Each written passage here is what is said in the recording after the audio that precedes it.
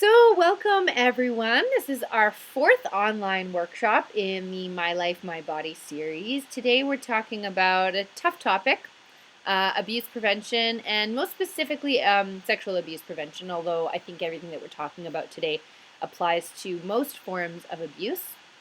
For those of you who are not familiar, my name is Sophia Forten.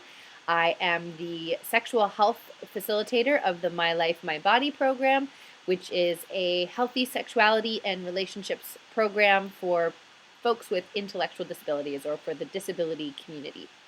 We do trainings, we do webinars or online workshops like this. We offer one-on-one support to clients and families. We run a range of programs, all hosted by the Yukon Association for Community Living, which is dedicated to community inclusion for all. So welcome here today. We're going to be talking about abuse prevention. Feel free to leave your questions in the chat. You can also email me them if you'd like them to be anonymous, and I'm happy to answer them as we go throughout. And we're going to get going. Welcome to all of our participants. Just give me a little hello in the chat. Make sure you can see me and hear me. Just want to make sure that my technology is working before we dive in all the way. Hello, hello. So, abuse prevention. What are we going to talk about today? So, our agenda is to talk a little bit about what consent and abuse are. There can be some confusion around these topics, in particular when we're talking about adults with intellectual disabilities. So we want to get really clear on consent and abuse. We want to talk about a few myths of sexual abuse. I just have three. Hi, Sylvia and Kristen. Welcome, welcome. We're going to talk about risk factors and prevention strategies, responding appropriately when we think that abuse may have happened or when abuse is reported to us. And we'll talk a little bit about resources, in particular resources up in Whitehorse that we can use since that's where we are based. So, a really fundamental principle behind all of this is that everyone has the right to safety in their own body and the right to make informed choices about what happens to their body. And that applies to any adult and any child, regardless of their intellectual capacity or ability or age on this planet.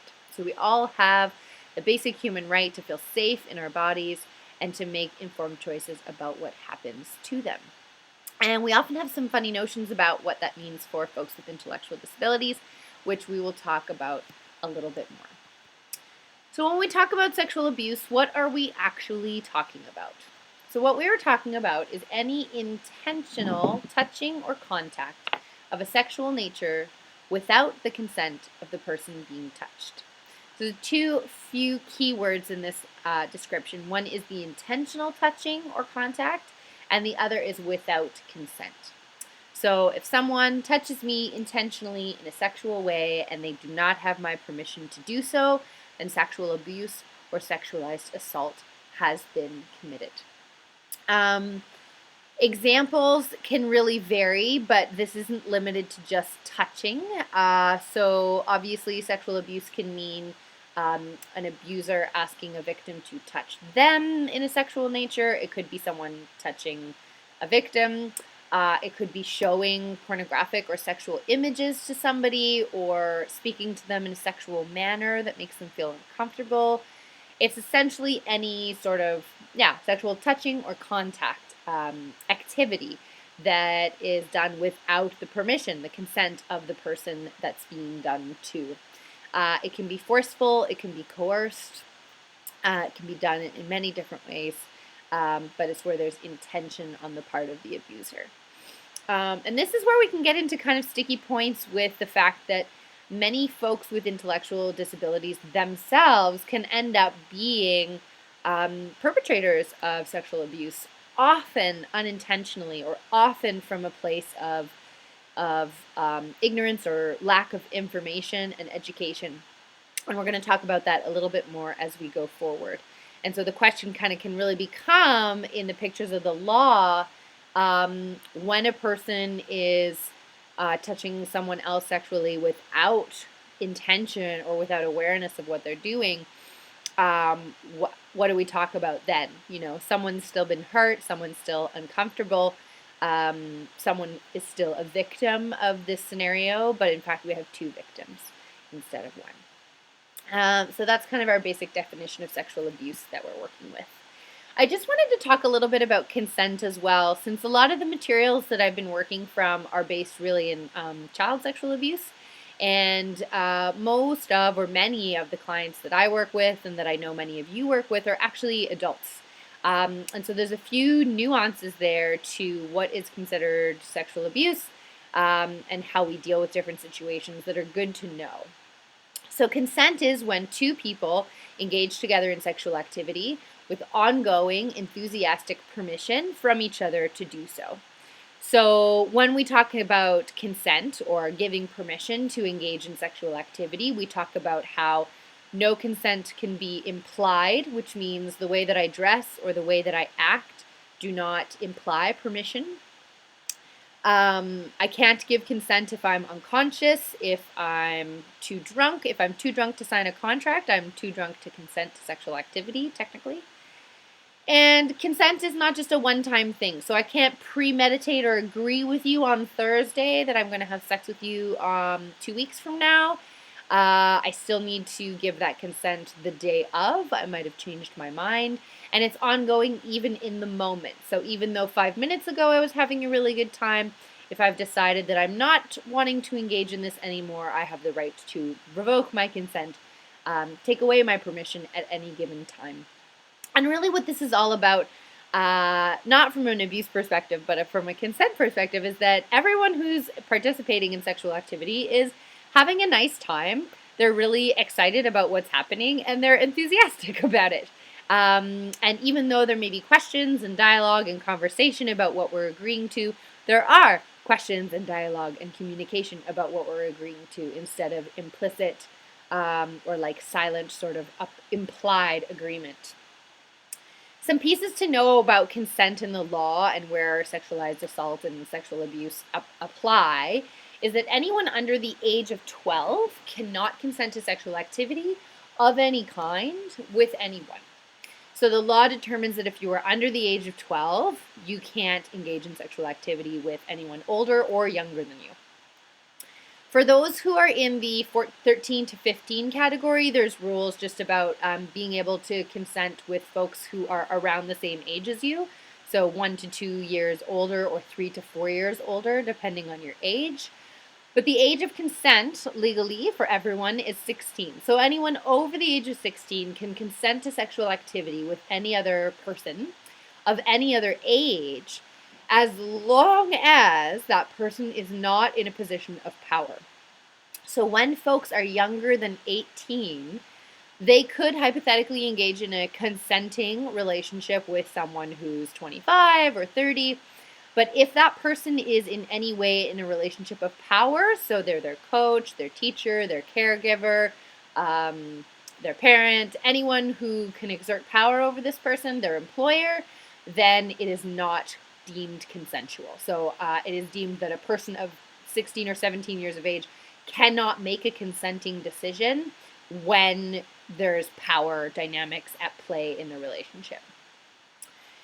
And then the bottom line is that anyone over the age of 18 can consent to sexual activity with anyone. So the rule about the person being in a position of power is removed from a legal perspective at this point.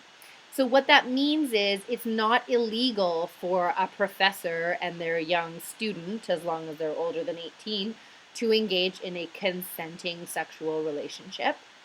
However, it may be against the professional ethics of the school or of the professor or of the profession to do so. So it's not illegal for people in power dynamics to have consensual sex with patients or others, but it's definitely doesn't fall into, it's not within the professional ethics generally to do that. And that's where it can get a little bit confusing or fuzzy. And it's an important distinction for our clients, especially our adults in care or in any kind of situation where they're working with caregivers. Anyone over the age of 18 who's not under guardianship essentially has the ability to consent to sexual activity. And it is their choice and their human right to make that choice. It's illegal when it is not consensual. So when we have sexual activity that's happening and we have a staff or a client or a family member that are not consenting to the sexual activity, this is when it is illegal. But we may have folks who are indeed interested or looking forward to this sexual activity. And that's where things get a little bit more nuanced. I just want to look at my notes here and make sure that I've covered everything. So yeah, I mean, it's a bit of a scary thought to imagine that essentially our clients and children who are over the age of 18, under the law, under the Human Rights Act, technically have the ability to make decisions about who and how they engage in sexual activity. And this is why when we get into prevention activities, sexual education is so important. Because people do have this right. They have the right to make informed choices about what happens to their body in good and not so good ways. Oh no! Okay, hold on. I'm just pausing for a second because it sounds like the connection's really horrible.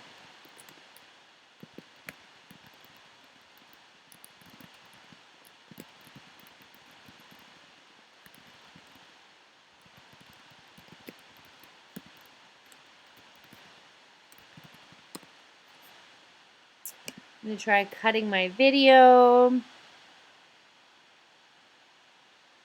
Can you hear me a little bit better now, team? Is that clearer?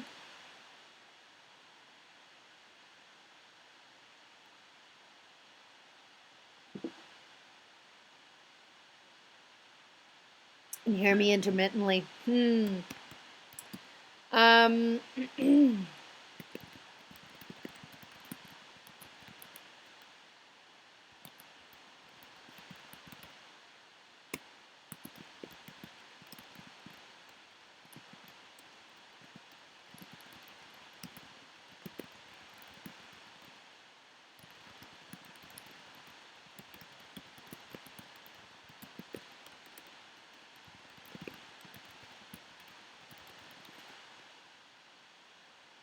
darn. What about now? The other option is that I could restart. But I'd like to finish the video. Just gonna see, I've got pretty much all my apps off on my computer. Just wanna quit that. And don't know that there's really anything else I can do.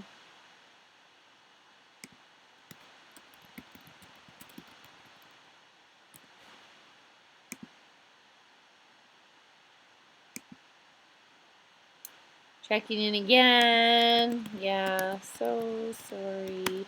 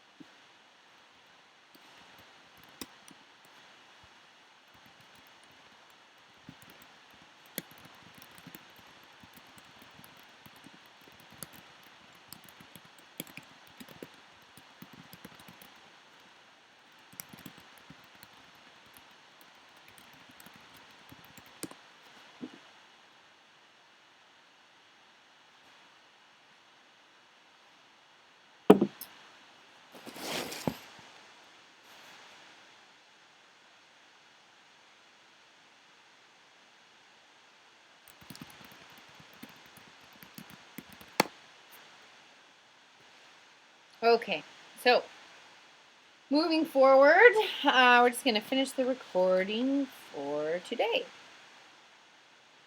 So that is what we're talking about when we refer to consent, the ability to give permission to engage in sexual activity. There can be a lot of confusion often around folks with intellectual disabilities and their capacity to give consent.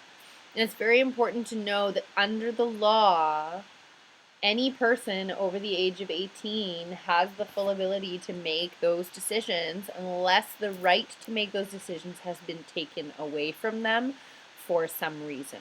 So that's really important to know. It's a scary thought. It's what brings up a lot of fears for everybody, but it's why having these conversations about abuse and abuse prevention are extremely important. So, next we're going to tackle some of the sexual abuse myths. So some of the ideas that we have about sexual abuse that are not necessarily true and that can get in the way of our ability to formulate prevention strategies. So myth number one is that people with disabilities are abused by strangers, or people with intellectual disabilities are abused by strangers.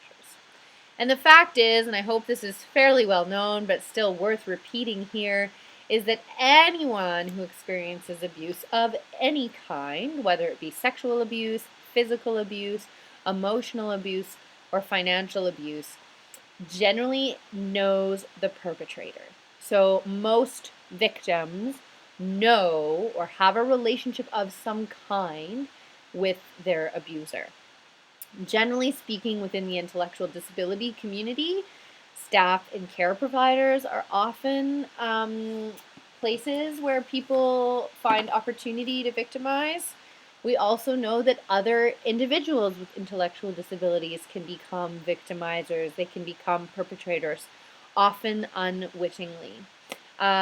So often when we're working with our clients, we're still teaching stranger danger to our kids and our clients, regardless of their abilities. We're still really teaching them about stranger danger. And what's unfortunate about that, I mean, it is important, but strangers can sometimes help. Strangers can sometimes help us to report if we're running away from an abuse situation. And it doesn't help our clients, our family members, our loved ones to be aware of the reality of most abuse situations, which is that it's going to be someone that they know in some capacity, an uncle, an aunt, a caregiver, a family friend, unfortunately, that's going to take advantage of their relationship with them to essentially exert power, right? Abuse is always about power over another. So it's really important when we're talking about education and prevention strategies that we're aware that abuse does not generally happen by strangers. It generally happens from people that we know, and that shifts the perspective on what we need to educate our clients and family members about. Myth number two, the more one learns about sexuality and sex, the more likely a person is to become an abuser or to become abused. This is definitely a myth. We have this common misconception that folks with intellectual disabilities are either oversexed or, I'm blanking on the word, they are oversexed or they are ambivalent about sex. That's not the right word, but that's the word I'm going with. Ambivalent about sex. They have no sex drive, no sexual desire, no sexual intention. And we really do our family members a disservice by ignoring these sexual needs that they have or stereotyping them in these ways. Because the truth is that the more one learns about sexuality and sex, the more one learns about one's body and body parts, the more one learns about relationships and personal boundaries and what's appropriate and not appropriate, the more we learn how to be safe and how to recognize sexual situations or situations that are potentially abusive. So sexual education is not about turning folks into sex fiends. It's not about igniting some sexual desire that was dormant, and if we just never educated them, it would have never awoken. It is about addressing head-on human, natural, and very real urges, and making sure that people have the information they need to recognize abuse and to make good choices for their bodies. Myth number 3: people with intellectual disabilities are not sexual beings. So obviously, we just talked about that one. Folks with intellectual disabilities are indeed sexual as the rest of us. They go through puberty just like everyone else. They go through the same hormonal changes, generally speaking, as does everyone else. They experience the same range of sexual orientations, sexual interests, and sexual appetites as every human being on this planet. And what happens is our abuse of them, the abuse that they experience around sexuality, can come from two places. It can come from folks um, taking advantage of their innocence or their ignorance to exert sexual power over them. Or it can take the form of them experiencing violence and emotional abuse as a response to expressions of their sexuality. So this might look like folks who are being emotionally shamed for masturbating or for literally having their hands burned for masturbating. It could mean any and all sort of extreme negative reactions that folks with disabilities may encounter as a result of the appropriate or inappropriate expression of their sexual needs. Just trying to find my notes here. It looks like some of them didn't print. The other note that I really wanted to say here is, well, that's mostly what I wanted to say. Yeah, so people with people with intellectual disabilities are sexual beings. They have desires and urges like all of us, and essentially what ends up happening is when those desires and urges are unacknowledged and unaddressed, and when people are not given the tools to express those urges in a healthy and acceptable way, that is when they get into trouble. So when we have folks who have urges to masturbate and they've never been taught when and how it is appropriate to do that, they end up becoming perpetrators who are potentially exposing themselves in public or making others uncomfortable with public masturbation. And generally speaking, it's not because there's a desire to make others uncomfortable, it's because there's a desire for sexual pleasure, and we haven't given them proper tools, a proper place, proper information about how to meet that need. I also find that not so much sexual abuse, but sexual harassment can come from clients who are quite lonely. And when they haven't been given the tools or the outlet to build possible relationships, whether they be sexual or just intimate and loving, then that energy, that intention, that need comes out in inappropriate ways, potentially in the workplace. They may make co-workers uncomfortable around them because they haven't learned what's appropriate, what's not appropriate, but also they have not been given opportunities to channel that energy in healthy ways. I'm really a firm believer that for many of our clients, if we were able to support them to find that girlfriend or boyfriend and to support them in building a healthy relationship with that person, we would find a channel and an outlet for these energies and these behaviors that's positive and acceptable, and we would really see a minimization of sexually harassing behaviors or abusive behaviors for others. So that's what I have to say about that. So another important piece of abuse is understanding sort of the risk factors. So what we know is that folks with intellectual disabilities are 6 to 10 times more likely to experience sexualized abuse or sexualized assault. And females or women with intellectual disabilities are the most likely. They're one of the most victimized populations on the planet. Excuse me. Wait. So it's important for us as family members and as caregivers to understand some of the risk factors that really contribute to these higher incidences of victimization so that we can put in place proper strategies and tools to mitigate some of these risk factors. So one of the big risk factors is caregivers. And essentially, anytime we have a client that has a greater dependence on caregivers, Anytime we have a client or family member who is receiving intimate personal care from caregivers or has contact with multiple caregivers, we are going to see an increased risk or an increased chance that someone might be a victim of abuse. Two other pieces is definitely when there is compliance encouraged by caregivers. So when we're in an environment where folks don't have their no respected and they're not given real and meaningful choices, and there's essentially a culture of you do what I say because I'm the boss and you're the client. This does not create an environment where people are willing to stand up for their rights and quote unquote disobey because compliance is part of the culture. And also, depending on caregivers who may also be friends, which is a really big flag or question mark for us up here in the Yukon, and in particular, just in any small community where we have caregivers who are wearing multiple hats, right? So they may be a longtime family friend of the family, and they're also providing respite work, and potentially they work at one of the organizations that works with the client on a daily basis.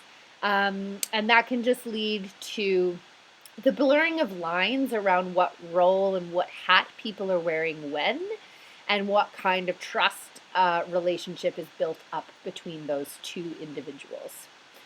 So it's important to know that these things are not guarantors or guarantors of abuse happening. They just create an increased likelihood that abuse may happen or may take place.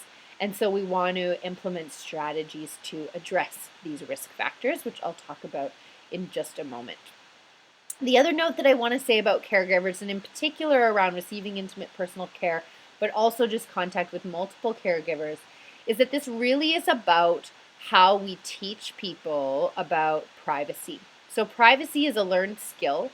And if you want to learn more about this, I recommend you check out the Ethics of Touch video, which I'll be posting shortly.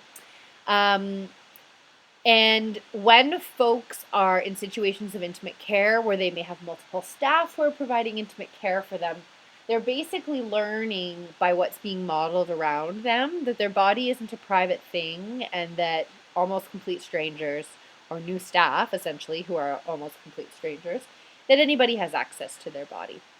And that it's normal for anyone to have access to their body, and it shouldn't be out of the norm for people to be touching their body.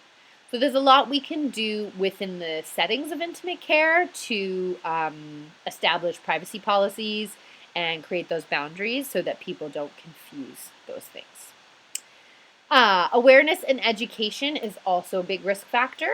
Pardon the missing bullets. So when we have clients who have little awareness of their body and genital anatomy, or when we have clients with a lack of sexuality education and abuse prevention, then we have clients who are less able to report what is happening to them, as well as clients who are less able to recognize abusive situations. So what we know from the sex education research is a woman named Meg Hickling, and she has spoken with many perpetrators, specifically around child sexual abuse. And all of them sort of answered that when they found victims who were essentially ignorant. So when a child knew their body parts, when a child could say, "Don't touch my vulva," or "You're touching my vulva or my vagina," instead of my hoo-ha or my hui, that indicated a child that is assertive, a child that's educated, and a child that is more likely to report abuse, therefore a child that is not a great victim. So the more we give people power over their bodies and an awareness of what people can do to them and what they can't do, as well as an understanding of what abuse looks like, how to be assertive, how to respond to abuse, these are factors that minimize the risk for folks who may not be aware of these things. A couple of other risk factors I want to address: attitudes, myths, and stereotypes. So this is sort of societal attitudes that we have around folks with intellectual disabilities can really increase the likelihood, or they sort of all just create a culture where abuse can be tolerated, ignored, or just not really seen. It can be kind of invisible to us. And so those attitudes are definitely that people with disabilities are not sexual or they are oversexed. So when we deny people's sexuality, we deny their needs. We have these ideas that boys and men are safer than girls or women. That should be swapped the other way around. So we have this idea that girls and women are safer than boys and men, so that boys and men are more likely to be victimizers. People with disabilities are less credible reporters. Physical contact may be their only opportunity for intimacy, so let's tolerate it. Or the abuse that takes place is not as harmful as individuals with disabilities may not understand what is taking place. So if folks don't fully understand what's going on, have they really been hurt? Other risk factors is certainly difficulty with communication. So we have clients or family members that need adaptive technology. If they don't have tools and means for communicating what's going on to them, that can make it a challenge to report. Loneliness and isolation are huge ones, especially on the perpetrator side. So when we have individuals and family members who are lonely and isolated, they may seek, intimacy and sexual attention in inappropriate ways that are harmful to others. And when we have clients and family members that are lonely and isolated, they may seek unhealthy forms of intimacy because it's all they feel they have access to, or they may take accept unhealthy forms of intimacy because it's the only attention and care that they're receiving at all. It also just makes them easier to victimize. And finally, family and institutional history of abuse. So we know that a huge number of our clients who grew up in institutions are very likely to have experienced abuse, and this can make them more likely to be perpetrators of abuse because their brains have been wired essentially to misunderstand love and healthy touch. So when people have been abused as children, they can, their brains are literally wired to misinterpret unhealthy touch as healthy touch.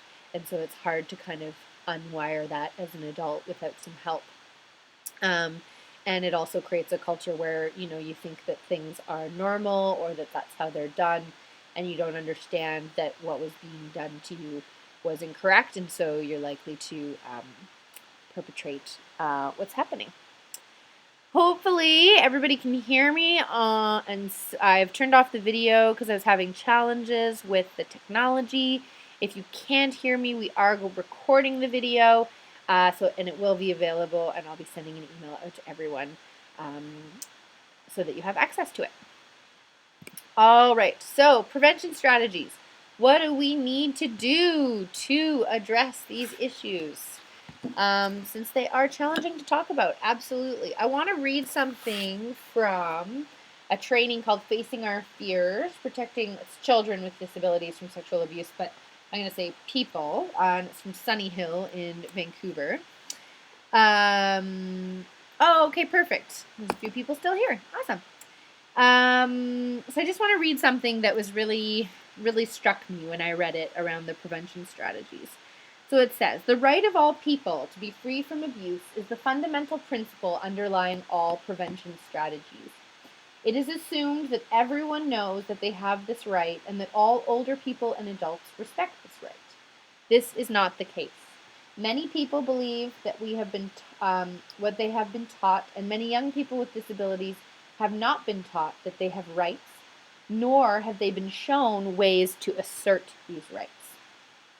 Your values and beliefs about your children or your clients and their right to be free of abuse must be communicated to them and to others who interact with them by acknowledging to yourself and to others that your child or client is a sexual person. People with disabilities can be sexually abused. Sexuality and abuse prevention education will help your children or clients protect themselves from sexual abuse, and that folks with disabilities are credible when reporting abuse, and that folks with disabilities are hurt when they are abused. Assertiveness and self-esteem are independent concepts that are closely linked with prevention. So children with low self-esteem or individuals with low self-esteem have difficulty being assertive and standing up for themselves in the face of pressure from those who have power. Their efforts may appear ineffective or they may be ignored because they lack confidence or because they do not have the necessary skills. So, the first piece here around prevention really is about shifting our own attitudes and beliefs. And that comes from a couple of perspectives. One is if we maintain a perspective that our clients are not sexual, that they don't have sexual urges, that they're not sexual beings, or that they're not harmed by abuse, then it's pretty hard to be a helper and to support them in prevention strategies. So, examining what our attitudes and beliefs are about folks with intellectual disabilities, about their rights as autonomous human individuals, especially our adult clients, is really important. The other piece, and this is particularly relevant for parents, but for anybody, is to examine the emotions that come up for us when we are responding to cases of sexual abuse. And we'll talk about this a little bit more when we get to responding to. But many folks experience guilt. They may feel responsible for what happened.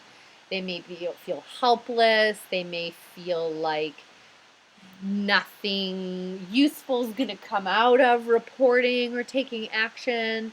There's a lot of emotions that can come up as a person sort of supporting a client or family member who experiences abuse. And those feelings can lead to inertia in our response. They can lead us to not respond positively, or they can lead us to not follow up and find the support that our clients and family members may need. So exploring our attitudes, our beliefs, and our feelings about abuse is really, really important. Second, and really one of the most important ones, is comprehensive sexuality and relationship education. And that means a couple of things. I'll talk about 5 things that everybody should know, but really that means understanding the difference between private and public spaces. That means knowing the proper names for your body parts. It's not a hoo-ha, it's a vagina. It's a penis, it's a bum or an anus. They're breasts. When folks know the proper anatomical names, scientific names for their body parts, they're much more empowered. It's about understanding what healthy and unhealthy relationships are, and about understanding privacy. So like we talked about, if you've got someone who's receiving intimate care and they've got a new staff person coming in every 3 months, because we all know turnover can be high, what they're learning is that they have no privacy, that privacy is not a thing, that everyone has access to their bodies. And there's really simple things that we can do to reinforce the message of care and privacy and personal boundaries for folks with intellectual disabilities. Building self-esteem and confidence, and I would also add to that combating loneliness. So giving people the opportunity to feel confidence in who they are, to really understand their disability as part of their personal identity, not as entirely defining of who they are, but as a piece of who they are. Making sure that they feel good about who they are, that they feel like they have something to offer the world, and that they have friendships outside of staff. Again, we talked about that in the ethics of touch and in the role of the support worker webinars, which I will have the videos up for those as soon as possible. But not just allowing them to rely on us for their intimacy needs and their connection needs, but to provide them with the skills, the tools, to reach out, make friends, and build a social network. That is huge and important. It means they have a support network if something happens. It means they have a protection network of people looking out for them. And it means that they can feel good about themselves because they have a strong social fabric, right? Creating a culture of assertiveness and consent, which means respecting their no. So this can be an interesting one, and we haven't done a training on it yet. I think it'd be interesting to see if I have one in the schedule. But like I was talking about earlier, when we build a culture of compliance, do what I say on the schedule that I say, what we're doing is teaching our clients, and this is particularly relevant if you have small children of any capacity, is we're teaching them that my way is the highway and you better comply or else. And that can be done very like implicitly, sort of in the background with our styles of parenting and support, or it can be done very overtly. And either way, what it does is it robs our clients, our family members, of a sense of autonomy, a sense of power over what happens to them. And what we want them to feel is that they have power over what happens to their body. And so they need to know that they have power over that and that they have power over other things in their lives. So finding ways to give them meaningful choices so that when they say no, we can respect their no, as long as it's within the boundaries of what's acceptable for us, is really, really important in terms of creating a culture of assertiveness and empowering people to trust that when they say no, people will listen to it, and that it's not okay when people don't listen to their no. A bit of a tricky one, but a really important one. And then the last one really is about establishing and modeling appropriate boundaries in the day-to-day. And definitely, please do refer to the Ethics of Touch video for that one as we get into a much deeper conversation about it. But that is really about, especially for those who are working in caregiving situations or in different organizations, the ways that we touch and talk to and interact with our clients are all ways that we are teaching our clients how to touch and interact with the world. And a perfect example of this is when we're trying to talk to somebody and get their attention, we often touch them lightly on the shoulder, bring their face right up to ours, and speak to them loudly and clearly right in their face. So when we do that, we teach them that when you have something important that you want to say to somebody and when you want to get their attention, they're supposed to touch someone on the shoulder, grab their arm, pull them in close, and speak to them loudly and clearly.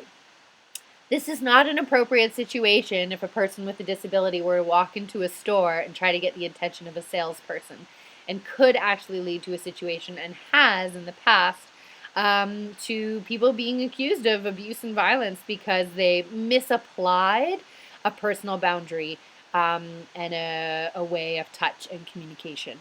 So, as frontline service providers and as parents, we model every day appropriate boundaries, appropriate touch, appropriate ways of relating. And we can do it quite mindlessly and sort of be floating along, but there's a lot to think about in terms of what we are teaching when our clients and family members are watching us. So, prevention strategies is really about, when we go back to our risk factors, thinking about these risk factors and how we could mitigate them. So, for the caregiver piece, that means like minimizing the number of caregivers that we have, creating a culture where no is respected, making sure that our clients are as autonomous as possible, that we're working on independence for them in whatever ways are possible for them. And really making sure that if clients are receiving intimate personal care from caregivers, again, we can go back to the Ethics of Touch video, that this is done in a way that only well-known longer-term staff are touching them intimately, and that we do everything possible to maintain a boundary of professionalism and no skin-to-skin contact when that is happening. So Dave Hingsberger, who runs the Ethics of Touch training, he talks about things like using a large sponge, gloving your hand, even wearing a lab coat or other kind of visual cues that indicate that this is not intimate touch. This is personal bathing that's happening. Hopefully that's clear for everybody. When we talk about our risk factors on this side, making sure that we're exploring and addressing these attitudes, myths, and stereotypes. Making sure that our clients and family members have successful communication tools. So are they learning ASL if they haven't? Do they use adaptive technology, communication boards, pictures? Can they write effectively? What are the communication methods that can be relied on to help them voice what is happening to them? And really addressing loneliness and isolation by supporting people to build their self-esteem, engage in activities that make them feel strong and loved, and really building up a positive network of friends, a social fabric that's meaningful, no matter how large or small it is. So, 5 things we want to focus on teaching our clients and family members. We do have resources for this at the Yukon Association for Community Living. You can come check out our library anytime or talk to me. Frontline staff play such a huge role in teaching these things in the day-to-day. I can work with clients on the theory stuff, but really it is the frontline staff who are reinforcing these lessons day after day after day that are really able to make the difference. So we want to be teaching the difference between private and public spaces. We want to be talking about and ensuring that people understand what privacy is and that they have a right to it. We want to make sure that folks understand personal space and boundaries and that they have a personal bubble and how to respect the personal bubble of others.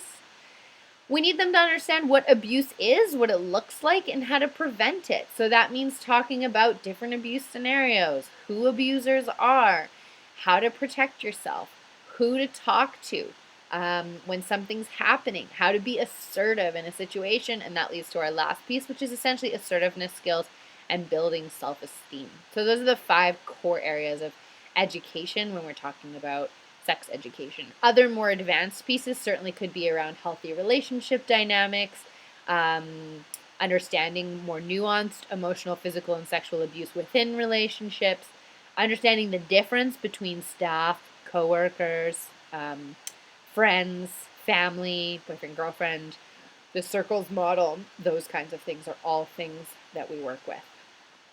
So finally here, just in our last few minutes, learning how to respond appropriately.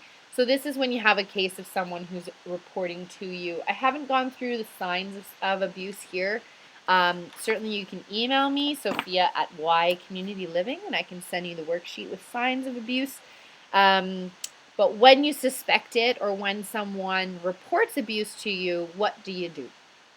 So the first thing really is to listen, respond, and reassure. So really just giving them an opportunity to tell their story, responding in positive and caring ways, which means believing them, and asking them what kind of support they would like, and reassuring them that you're going to work with them to find that support. Believing them, secondly. Thirdly, ensuring their immediate safety. So that means if they're reporting abuse from a particular caregiver or person or family member, that in the immediate term you minimize access with that person until things can be sorted out, figured out, and moving forward with. It's definitely really important to empower them to choose. So especially when we're talking about adults. So I'll make a quick distinction. When we're talking about children or anyone who might have been in a non-consenting situation, so anyone under the age of 12, anyone who is 16 or younger who, or 18 or younger, sorry, who might have had, a power dynamic, those are situations where we must report. We have no choice. We need to report to Child and Family Services, Victim Services, to make sure that that gets acted upon. When we're dealing with adults, the onus really shifts to the person who was abused.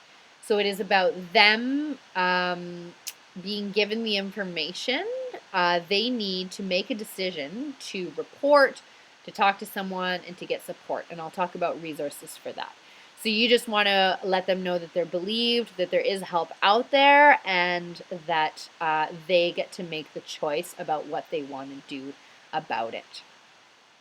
The other piece, definitely in terms of responding appropriately, is to explore your own feelings and get support if you need. So don't let fear, guilt, shame, embarrassment, helplessness to make you immobile on this. Explore those feelings, welcome them as they come, and reach out for support if you need to process them in order to make a decision to move forward.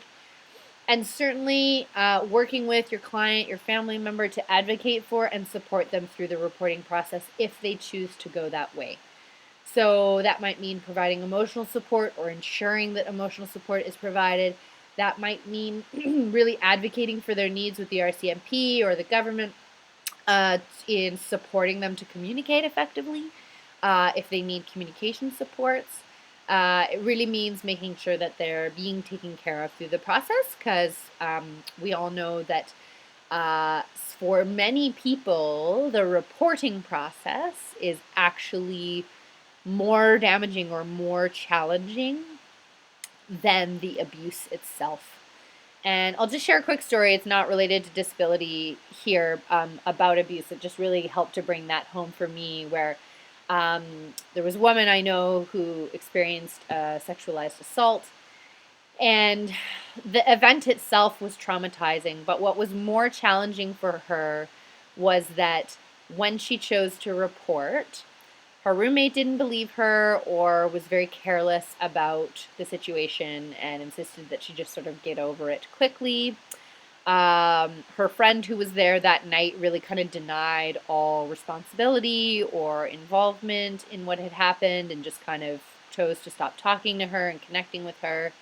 The police did respond quickly, but after that, there was repeated phone calls to the police to find out what was going on with the case.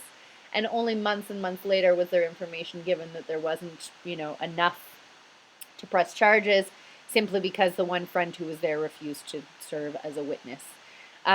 So the outfall of the abusive situation was much more damaging and much more challenging for her to process and manage than the abuse itself, which is why it's so important to believe our clients and family members, to listen, to respond, and reassure and support them in whatever way is possible, because it's after the abuse that happens that is the really kind of critical time.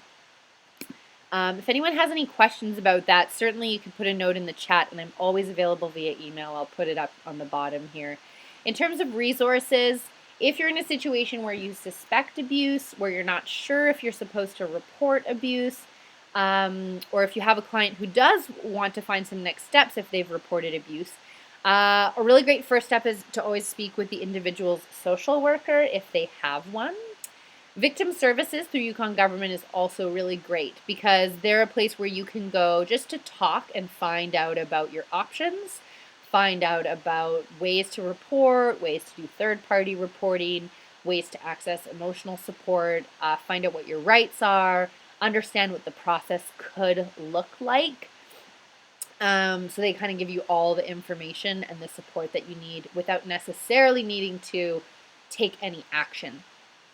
Going to see the RCMP is a bit of a different process. So you can go see them. That would be if you're more clear on wanting to report or press charges.